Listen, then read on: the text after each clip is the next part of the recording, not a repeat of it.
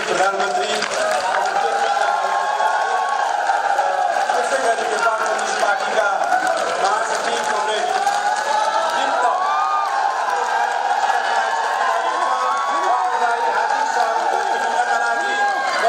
सम्पूर्ण जनसमुदायहरूलाई अनुरोध गर्न चाहन्छु र सबैभन्दा पहिला सम्माननीय प्रधानमन्त्रीज्यूलाई यस कार्यक्रमको आतिथ्यता कार्य गर्न हार्दिक नेपाल कम्युनिस्ट पार्टीका महासचिव कमरेड विप्लवलाई आतिथ्यता ग्रहण गरिदिन हार्दिक अनुरोध गर्न दर्शकवृन्द, सरकार र विप्लवसम्म बीच 3 बुँदे सहमति भएको छ। यसैबारे प्रधानमन्त्री केपी शर्मा ओली र नेकपा नेत्र विक्रमचन्द्र विप्लव नेतृत्वको नेकपा बीच औपचारिक रूपमा 3 बुँदे सहमति पत्रमा हस्ताक्षर हुँदैछ र सरकार र नेत्र विक्रमचन्द्र विप्लव नेतृत्वको नेपाल कम्युनिस्ट पार्टी बीच भएको 3 बुँदे सहमतिमा 1 नम्बरमा दुवै पक्ष नेपाल सरकार नेपाल कम्युनिस्ट पार्टी देशको राजनीतिक समस्याहरू वार्ता र संवादबाट समाधान गर्न सहमत भएका छौँ भनिएको छ भने 2 नम्बरमा नेपाल कम्युनिस्ट पार्टी आफ्ना सबै राजनीतिक क्रियाकलाप शान्तिपूर्ण रूपमा गर्न सहमत भएको छ भने 3 नम्बरमा नेपाल सरकार नेपाल कम्युनिस्ट पार्टी माथि लगाएको प्रतिबन्ध हटाउन, कारागारमा रहेका पार्टीका नेता र कार्यकर्तालाई रिहाई गर्न र सम्पूर्ण मुद्दाहरू खारेज गर्न सहमत भएका छन्। यसैबारे हस्ताक्षर समारोह प्रधानमन्त्री ओली र विप्लवकै उपस्थितिमा दुवै पक्षका नेताहरूको साथमा चलिरहेको छ र प्रकाण्ड विप्लव नेतृत्वको तर्फबाट प्रवक्ता प्रकाण्ड र सरकारका गृहमन्त्री रामबहादुर थापा बादल त्यो संयोजकत्वमा दुवै पक्षबाट चाहिँ वार्ता भएको सँगसँगै सहमति भएको र हस्ताक्षर कार्यक्रमको केही जानकारी र उहाँहरूको भनाइको महत्त्वपूर्ण अंश लिएर आएका छौँ। हाम्रै साथमा रहनुहोला।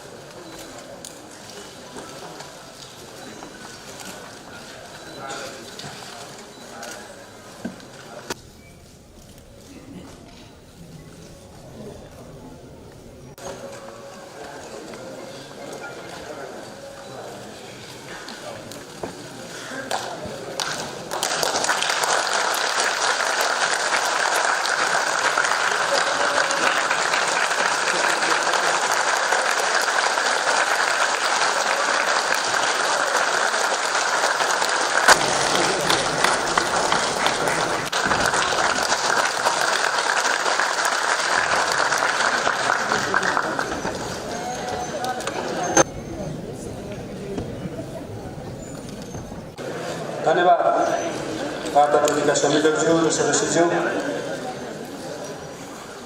यो राष्ट्रिय सभागृह आन्दोलनको यो एउटा नयाँ टिम जो हाम्रो अगाडि उपस्थित छ यसलाई सफल पार्नको निम्ति यो 3 बुँदे सहमति पत्र सफलतापूर्वक तयार पार्न र सहमति कायम गर्न सफल वार्ता टोलीका मित्रहरू र कमरेडहरूलाई म हार्दिक बधाई र धन्यवाद दिन चाहन्छु। सँगसँगै यो पहल गर्ने हाम्रो पार्टी नेपाल सरकार यसका जिम्मेवार नेतृत्वगण र यसलाई सफलतातर्फ अग्रसर गराउनको लागि विभिन्न क्षेत्रबाट भूमिका पुरा गर्ने कानुनविद, मानव अधिकारवादी, पत्रकार बन्धुहरू, साहित्यकार, बुद्धिजीवीहरू, कलाकारहरू, सुरक्षा निकायका सेना प्रहरीका मित्रहरू, विभिन्न क्षेत्रमा भूमिका पुरा गर्ने हाम्रा अन्य कम्युनिस्ट पार्टी हाम्रा मित्रहरू, कमरेडहरू, विभिन्न तरिकाले हामीसँग आबद्ध भएर नजिकबाट सुझाव दिने मित्रहरू सबैलाई म यो अवसरमा सम्मान गर्न चाहन्छु र धन्यवाद दिन चाहन्छु। किनकि यो सहमति केवल नेपाल सरकार र नेपाल कम्युनिस्ट पार्टीको मात्रै कुरा होइन। यो सहमति केवल पार्टीको कुरा मात्रै होइन र केही नेताहरूको कुरा होइन। यो सहमतिको पछाडि हाम्रो त्यो भित्र ढुकेको एउटा महान आकांक्षा छ। नेपाल देशलाई एउटा आत्मनिर्भर स्वाधीन र सुन्दर देश बनाउने हाम्रो सपना यो भित्र छ। यो भित्र देशमा दीर्घ शान्ति स्थिरता र नेपाली जनताको अहिलेसम्म पुरा नभएको समृद्धिको आकांक्षा नेपालका युवाहरूभित्र हुर्किएको एउटा समृद्ध जीवनको चाहना यो भित्र भएको छ। त्यसैले यसलाई पुरा गर्नको लागि जसरी हामीले सम्पूर्ण क्षेत्रबाट एउटा सकारात्मक सहयोग प्राप्त गर्यौँ हामी खुसी छौँ र हामी धन्यवाद दिन चाहन्छौँ। आदरणीय दर्शक मित्रहरू, के आज फेरि एउटा अर्को सन्दर्भको दिन पनि छ। अघि हाम्रो उद्घोषक कमरेडले राजेन भट्टराई कमरेडले स्मरण पनि गर्नुभयो। एउटा अँध्यारो समयमा अँध्यारो एउटा परिवेशमा उज्यालो सपना देखेर झापाको सुखानीको जङ्गलमा हाम्रा 5 जना अग्रजहरूले रगत दिएका थिए। उनीहरूले सहर्ष आफ्नो जीवनलाई नेपाली जनता र नेपाल देशको लागि समर्पित गरेका थिए। त्यो दिनसँग समय भनौँ आज जोडिएको छ।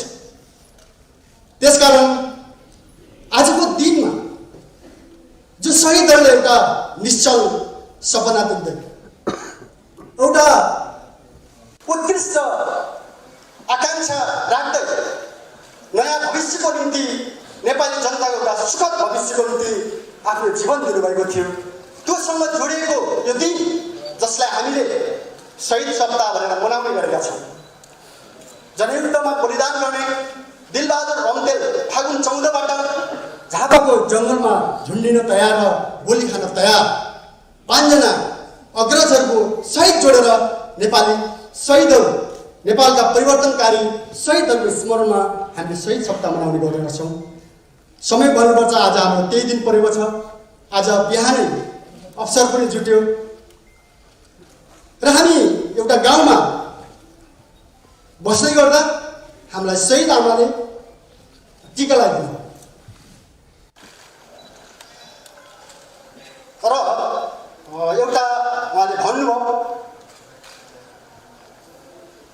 आजसम्म धेरैका इच्छा पुरा भए तर शहीदको चाहना पुरा भइसकेको छैन। नेपालका जनताको चाहना पुरा भएको छैन। हामी दुःख गरी खाने नेपालीको चाहना पुरा भएको छैन। त्यसैले तपाईहरु त्यहाँ हस्ताक्षर गर्दा यो सम्झेर गर्नुहोला र हामीलाई के अनुभूति भएको छ कमरेडहरू र मित्रहरू उहाँको कुरा सुन्दा हामीले भन्नुपर्छ हामी भित्र एउटा चाहिँ भावना उम्लिने गर्छ कि हामी जुन उद्देश्य लिएर कम्युनिस्ट आन्दोलनमा सहभागी बन्यौँ हाम्रा अग्रजहरू सहभागी बन्नुभयो दुःख नपाउने कम्युनिस्ट नेता छैन। मृत्युको नजिक नपुगेर फर्केको नेता पनि छैन। सबैभन्दा कठिन समय सबैभन्दा कठिन खालका परिस्थितिहरू नझेलेको हामीसँग कोही पनि नेताहरू छैन। हामी यो परिवेशमा छौँ। त्यसैले यो अवसरमा म सबै आदरणीय शहीदहरूलाई सम्मान गरौँ, शहीद परिवारलाई विश्वास दिलाउँ कि हामी जे सपना देखेर यो कम्युनिस्ट आन्दोलनमा लाग्यौँ हाम्रो जीवन यहाँ बलिदान गर्छौँ तर शहीदको सपना गर्न दिँदैनौँ। हाम्रो एउटा त्यो प्रतिबद्धता छ। त्यो लिएर म तपाईँहरूको बिचमा उभिएको छु, यहाँहरूको बिचमा उभिएको छु। बेपत्ता योद्धाहरूको कुरा गर्नुहोस्, हाम्रो घाइतेहरूको कुरा गर्नुहोस्, या नेपाली परिवर्तनकारी आन्दोलनमा अहिलेसम्म अपाङ्ग भएर बसिराखेका हाम्रा योद्धाहरूको कुरा गर्नुहोस्। हामी सबैलाई यति बेला सम्झिनुपर्छ र सम्मान गर्नुपर्छ र हामी उनीहरूको चाहनालाई पुरा गर्ने एउटा प्रतिबद्धता गर्नुपर्छ। म यति राख्न चाहन्छु। अहिले पनि हाम्रा कमरेडहरू थुप्रै 150 भन्दा बढी कमरेडहरू जेलमा हुनुहुन्छ, छुट्दै पनि आउनुभएको छ। कमरेड कञ्चन समय यहाँ आइपुग्नु भएको छ होइन, छुटेर र उहाँलाई म यहीँबाट स्वागत पनि गर्न चाहन्छु। र हाम्रो धेरै साथीहरू अब सायद छुट्नुहुनेछ र हामी एउटा मुक्त आकाशमा फेरि मिलाउनुहुनेछ। हाम्रो विश्वास छ यो वातावरण बनेको छ। यसको लागि नेपाल सरकार र नेपाल कम्युनिस्ट पार्टी हामी दुवैले एउटा जिम्मेवारी पुरा गरेको अनुभूति भएको छ। मित्र, समाजमा 4 थरी मान्छेहरू देखिन्छ। एक थरी शोषक छन् र उत्पीडक छन्,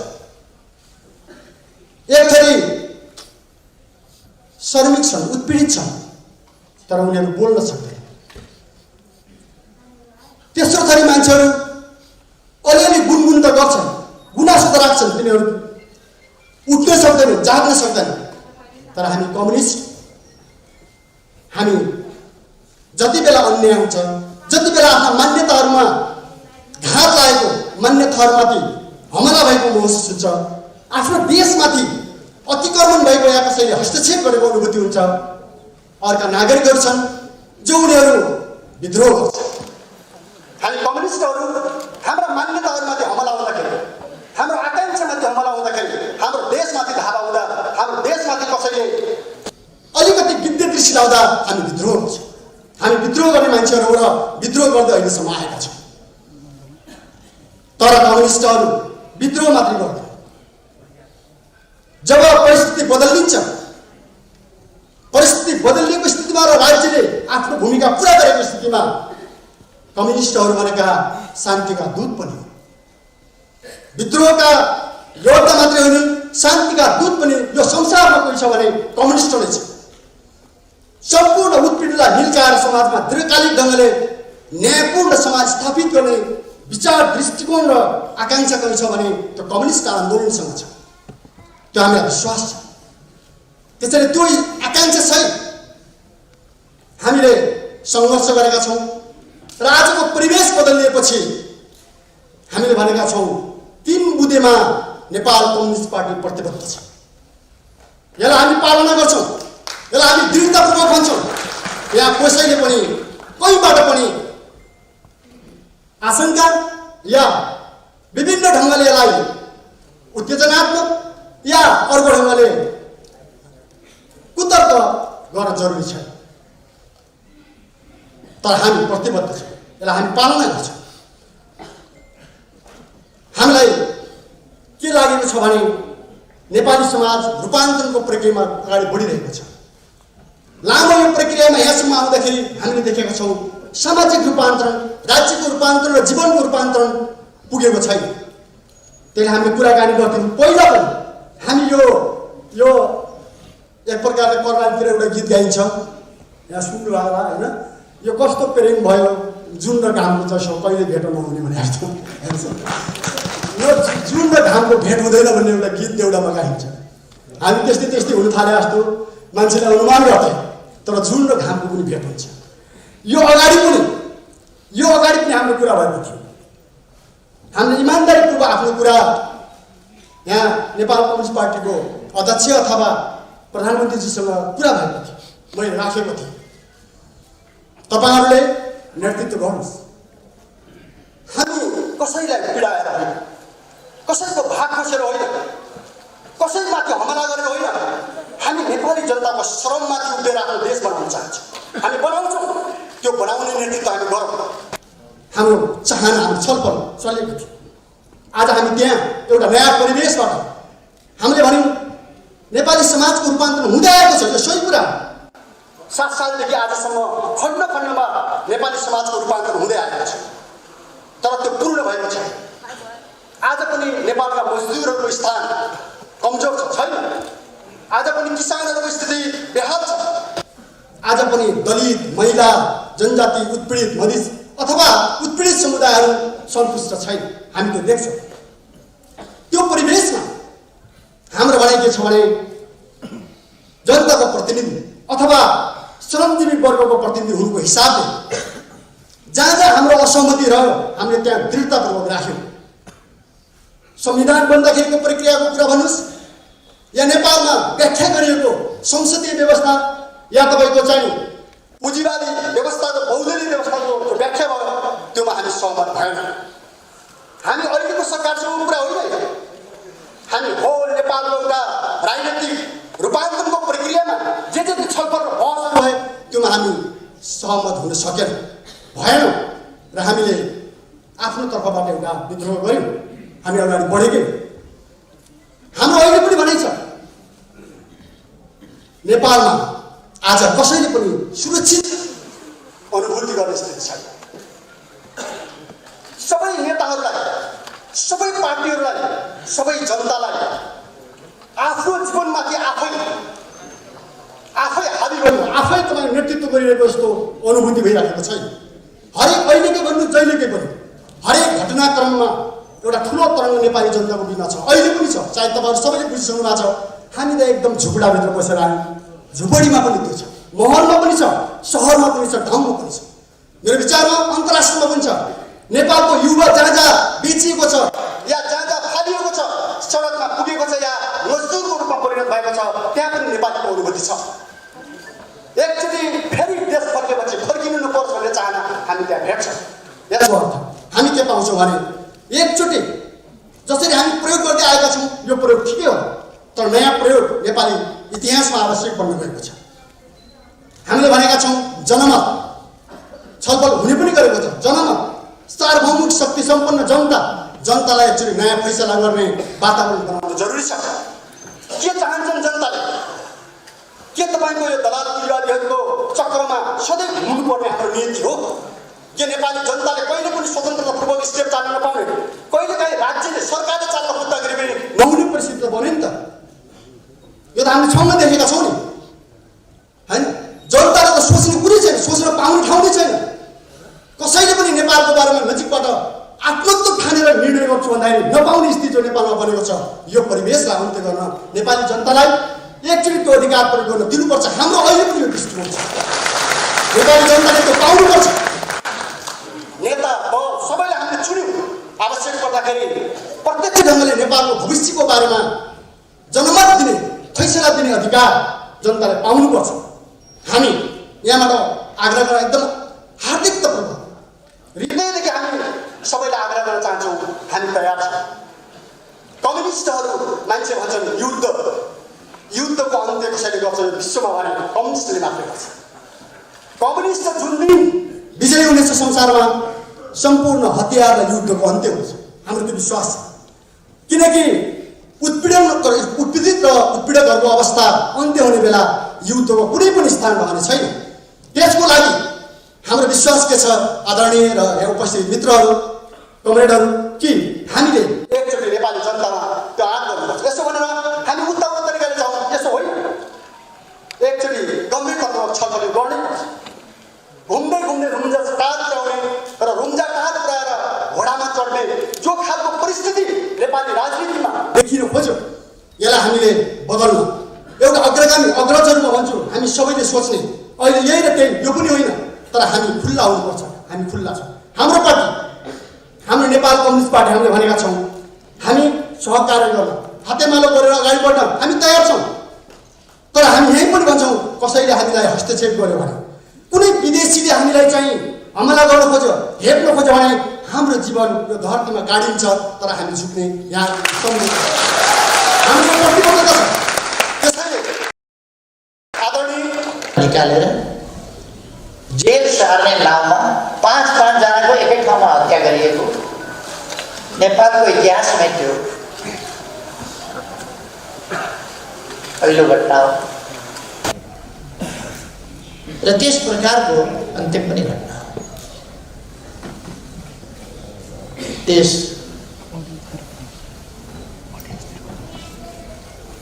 अपराधपूर्ण घटनामा मारिनु भई शहादत प्राप्त गर्नुहुने 5 जना अमर शहीदहरूमा आज यस विशेष दिनमा हार्दिक श्रद्धासुमन अर्पण गर्न चाहन्छु सबै न्यायप्रेमी जनताको तर्फबाट, परिवर्तन प्रेमी जनताको तर्फबाट।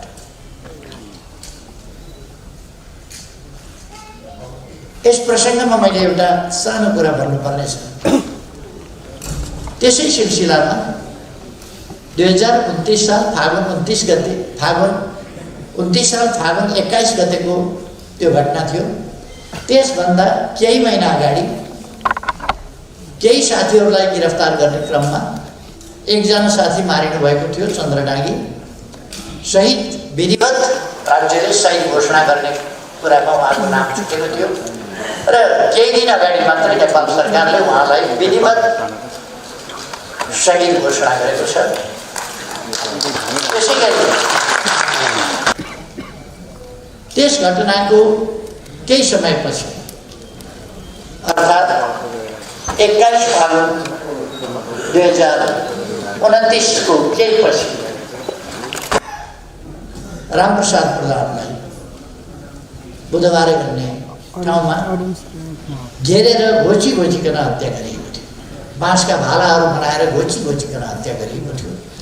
उहाँलाई पनि राज्यले शहीदको सम्मान दिएको छ। केही दिन अगाडि म यो पनि जानकारी गराउन चाहन्छु। उहाँहरू लगायत सम्पूर्ण ज्ञात अज्ञात शहीदहरूलाई यस विशेष दिनमा म श्रद्धासुमन अर्पण गर्न चाहन्छु। म नेकपाका महासचिव विप्लवजी उहाँलाई बधाई भन्न चाहन्छु, स्वागत भन्न चाहन्छु र शुभकामना भन्न चाहन्छु। र उहाँले जुन साहसिक कदम चाल्नु भएको छ फेरि एकपल्ट र एउटा ठुलो ऐतिहासिक योगदान गर्नुभएको छ, यसका निम्ति म उहाँलाई राज्यको तर्फबाट र पार्टीको तर्फबाट पनि हार्दिक धन्यवाद गर्न चाहन्छु।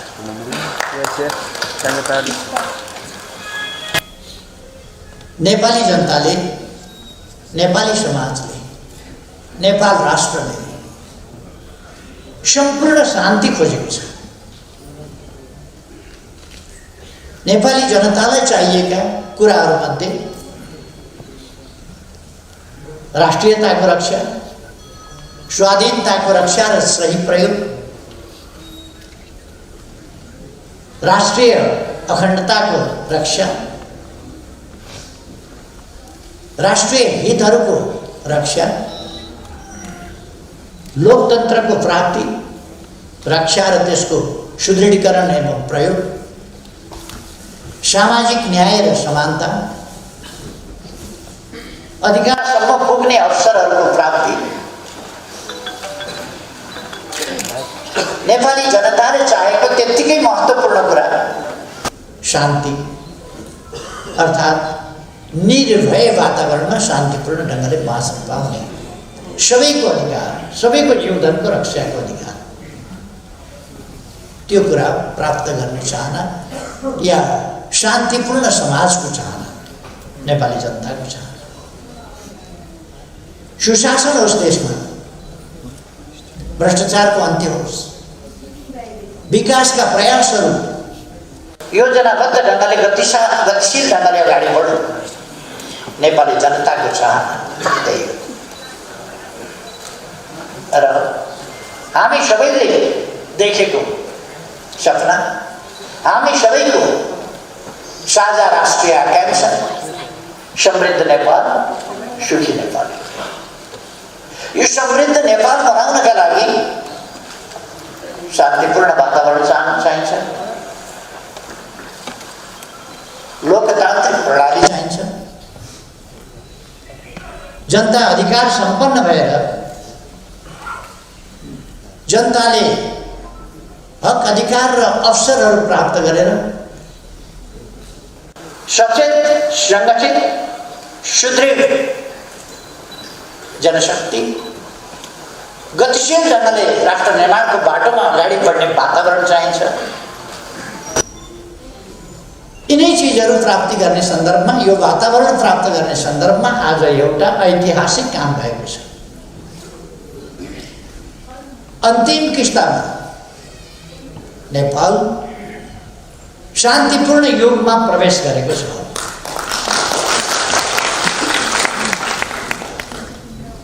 अब नेपालमा हिंसात्मक द्वन्द्व छैन। अब नेपालमा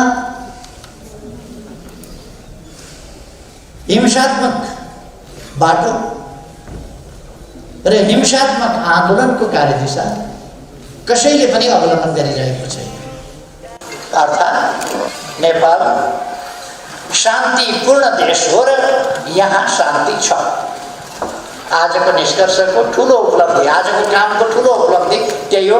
अब नेपालमा द्वन्द्व छैन, हिंसात्मक द्वन्द्व छैन र शान्ति छ।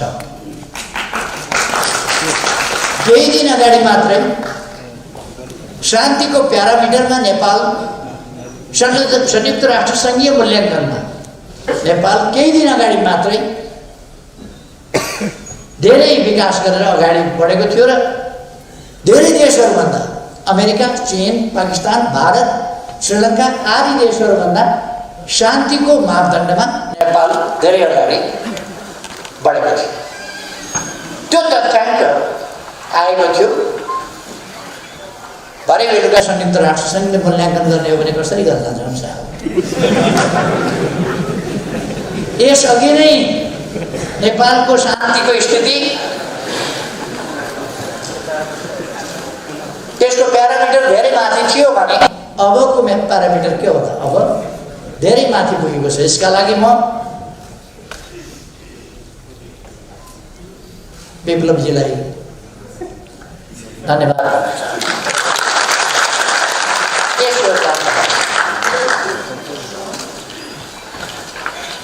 उहाँले एउटा कदमबाट नेपाली जनताको मन धेरै जित्नु भएको छ। एउटै कदमबाट, यसै कदमबाट। र यो साहसिक कदम हो। जोसुकैले एउटा कार्यदिशा, एउटा बाटो समातेर हिँडिरहेको ठाउँमा कार्यकर्तालाई मोड्न सक्दैन, फेल हुन्छन् त्यसमा। तर उहाँ त्यसमा सफलतापूर्वक यो फोर्स ल्यान्डिङ होइन, क्र्यास ल्यान्डिङ पनि होइन, यो सेफ ल्यान्डिङ बहुतै राम्रो ढङ्गले यसलाई अरू सफलतापूर्वक अगाडि बढाउने सम्भावनाहरूको बाटो हो। सपनाहरूलाई पुरा गर्ने अझ प्रबल सम्भावनाहरूको बाटोमा उहाँले योगदान गर्नुभएको छ। अघि नै डाक्टर राजन भट्टराईले भनिसक्नु हो।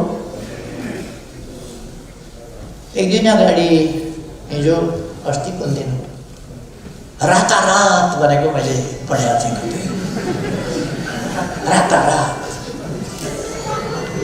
रातारात होइन, यो वर्षौँदेखि हाम्रो वार्ता चलिरहेको थियो। वार्ता गर्दा यति हो, हामीले नगरा बजाएर वार्ता गरेनौँ। वार्ता झैँ गऱ्यौँ। जस्तो वार्ता भन्ने चिज हुने गर्छ त्यो गम्भीरताका साथ वार्ता गऱ्यौँ।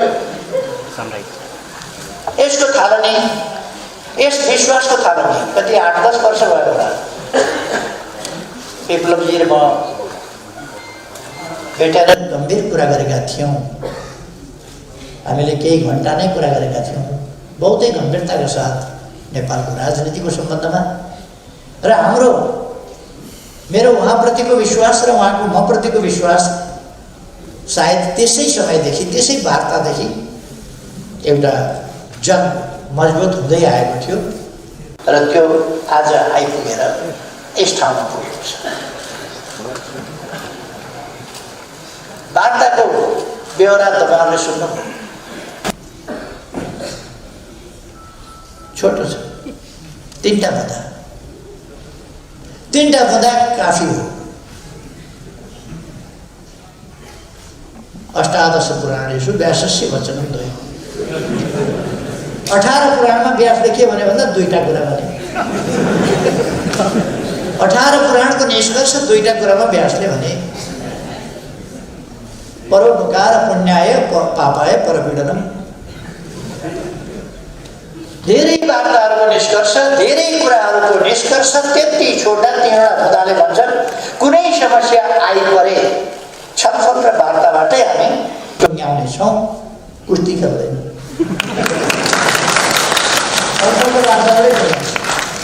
एउटा निष्कर्ष उहाँहरूले शान्तिपूर्ण बाटोबाट आफ्ना विचारहरू कार्यान्वयन गर्नुहुनेछ। उहाँहरूको नेपाल कम्युनिस्ट पार्टी आफ्नै पार्टी छ, त्यसले गतिविधि गर्छ, त्यसले सङ्गठन गर्छ, शान्तिपूर्ण ढङ्गले गर्छ। दोस्रो कुरा, शान्तिपूर्ण ढङ्गले गर्ने भइसकेपछि उहाँका नेता कार्यकर्ताहरू प्रक्रिया पुरा गरेर हामी मिलाएर छोड्ने क्रम अगाडि बढाउँछौँ र छोड्छौँ। मुद्दा मामिलाहरू छन् भने त्यसलाई अन्त्य गरिन्छ। धर्मेन्द्रजी भर्खर छुटेर आउनुभएको छ। छुट्ने सिलसिला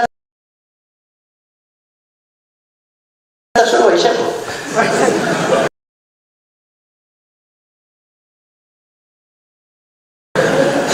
छुटिसक्यो। सहभागी भइसक्नुभयो नेता छुट्छ। अर्थात् यसले अब नेपाललाई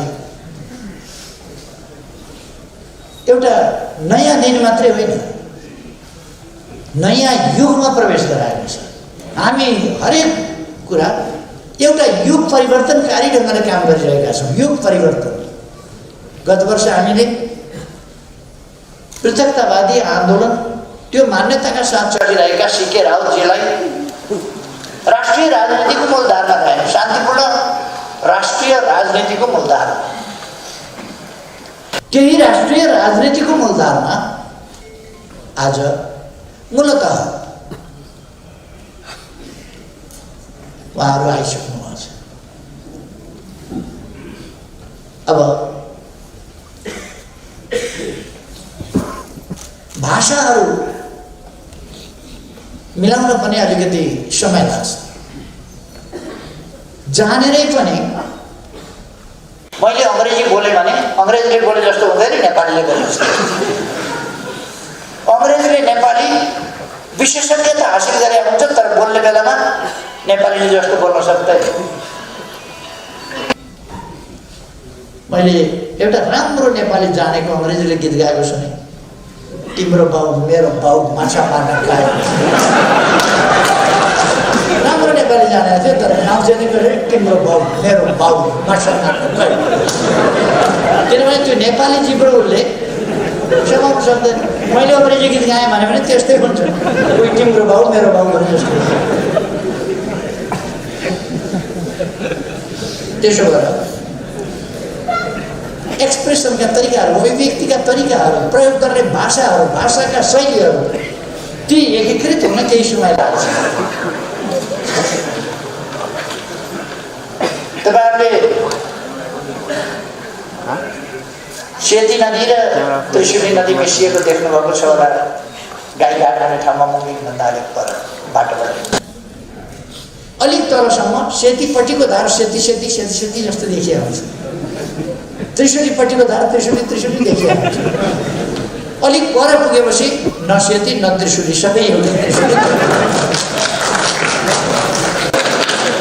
यो एउटा सिलसिला, एउटा प्रक्रिया। हामी एउटै उद्देश्यमा छौँ, समृद्ध नेपाल, सुखी नेपाल। नेपाल समृद्ध हुनुपर्छ। स्वतन्त्र अस्तित्व सहितको स्वाधीन र स्वाभिमानी नेपाल, शान्तिपूर्ण र समृद्ध नेपाल, एउटा सभ्य र आधुनिक नेपाल जहाँ सबै उपलब्धिहरू, राष्ट्रका उपलब्धिहरू, प्रतिफलहरूमा न्यायोचित हिस्सेदारी पाएका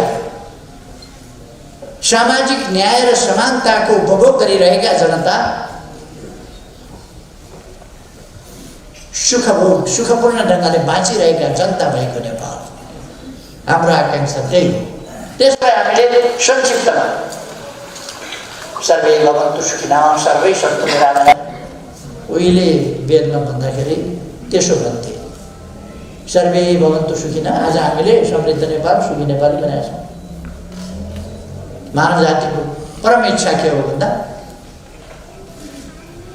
शान्तिपूर्ण भयरहित समृद्ध जैविक र मानवीय आवश्यकताहरूको परिपूर्ति भएको एउटा समाज, सभ्य समाज, सुरक्षित र अधिकार प्राप्त सम्मानजनक जीवन जिउन पाउन सक्ने समाज, त्यो चाहन्छ मानिसले, त्यही प्राप्त गर्नुपर्दछ। हाम्रा पूर्वजहरूले त्यही भने सपनाहरू बाँकी रहे। आज ती सपनाहरू पुरा गर्ने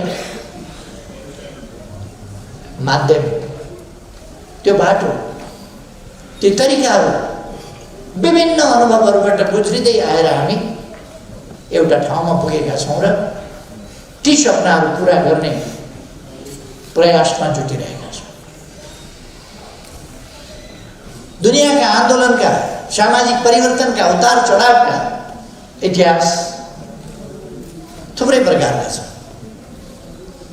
राष्ट्रिय मुक्ति आन्दोलनका इतिहास छन्, जनताका मुक्ति आन्दोलनका इतिहास छन्, जनताले हतियार उठाएका दृष्टान्तहरू छन्, शान्तिपूर्ण ढङ्गले गरिएका परिवर्तनका दृष्टान्तहरू छन्, चरम दमन र त्यसबाट सिर्जना भएको बलिदान र यातनाका कुराहरू छन्।